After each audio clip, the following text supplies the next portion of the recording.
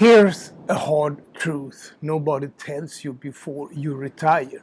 The moment you walk out of that office for the last time, everything you built, your reputation, your skills, the way people relied on you, starts fading.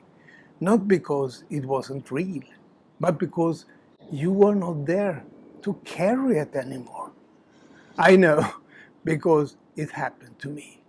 But here's what I discovered almost by accident. Retirement isn't the end of your legacy. It's actually the best time to build one. One that doesn't disappear when you leave the building. One that can outlast you completely. In this video, I'm going to show you exactly what a legacy in retirement really means. Why most retirees lose theirs without even realizing it. And the simple path I use to turn 40 years of knowledge into something that lives on. Stick with me, because this is going to be something real for you.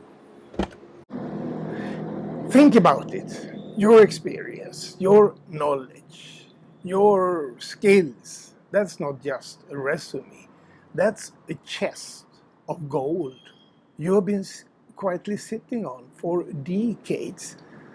You didn't get hired by accident.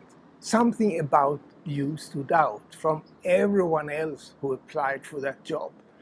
And over the years, step by step, you sharpened that edge, often without even noticing it. The proof? Your boss was happy. You got the raise, maybe even the promotion. But here's the question almost nobody asks. What happens to all of that once you retire? One day, it's just over. 40 plus years of weekly work gone. The colleagues who relied on you, gone. If you left behind knowledge and skill inside that company, you left a footprint. But it starts fading the moment you walk away. Not because it was weak, because you're no longer there to keep it alive. So how do some people manage to leave a legacy that doesn't fade? Let's look at 5 people who figured it out and what they can teach you about building yours. You know who Steve Jobs was. You know Bill Gates, Elon Musk, and Warren Buffett. As a Swede, I grew up knowing exactly who Ingvar Kamprad was, the founder of IKEA. 5 completely different people. 5 completely different industries. Yes, they are all rich, but here's the thing. I would bet you have no idea how rich any of them are. And that's the point. It's irrelevant to the legacy they left. Ask anyone what these 5 people are known for, though, and they will answer instantly. So what does that have to do with your legacy in retirement? Everything. Here's how it applies to you. Retirement hands you something rare. Time. Time to actually build your legacy on purpose. So ask yourself, what were you authentically great at? What tasks did your boss hand you? Specifically you, because they trusted no one else to do it as well. Sit with that question for a moment. In an earlier video, I walked through step by step exactly how to uncover the seed of your legacy, whether you are already retired or getting close. Here's how I found mine. My whole career was in sales and marketing.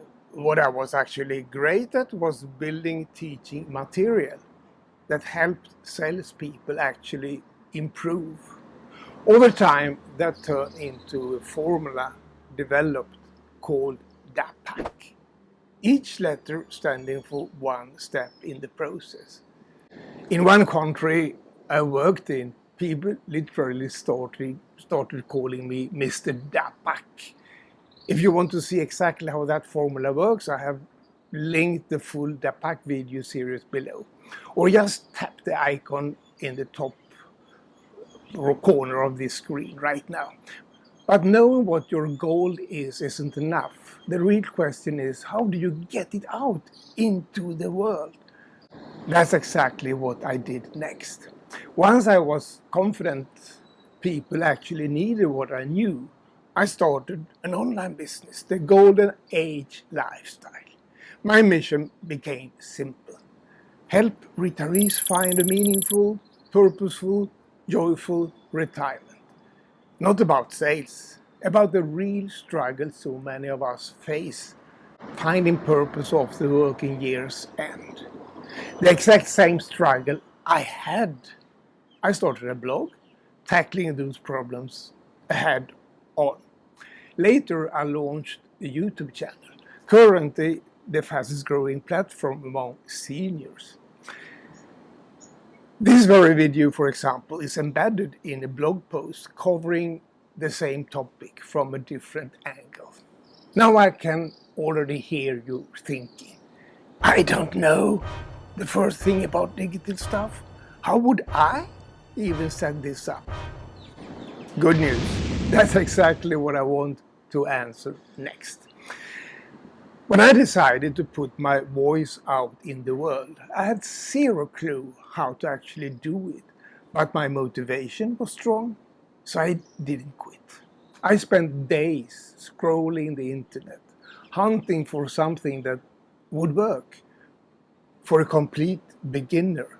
Someone starting from absolute zero with no technical background whatsoever. You can do exactly the same thing, my friend. Don't give up. There are some genuinely great platforms out there, and to be honest, a few bad ones too. Look carefully before you choose. If you would like to see the platform I have personally used for over a decade, I have linked it in the description below. But once you have picked a platform, how do you actually organize your knowledge into something people can use?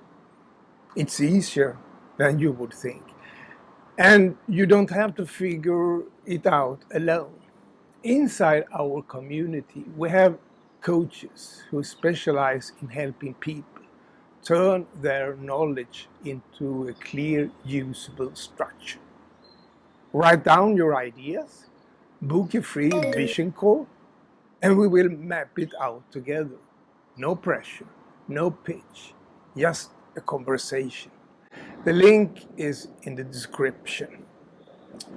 I would really love to know what's your biggest takeaway from this short video.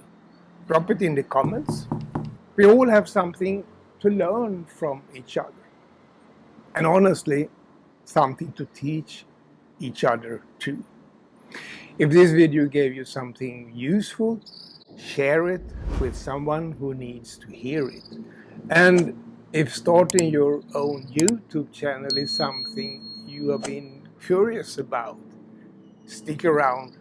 Right after this, here up on the screen, I will show you the beginner-friendly tutorial series I made specifically for seniors with zero technical experience. Thank you for watching, my friend. I'll see you in the next one.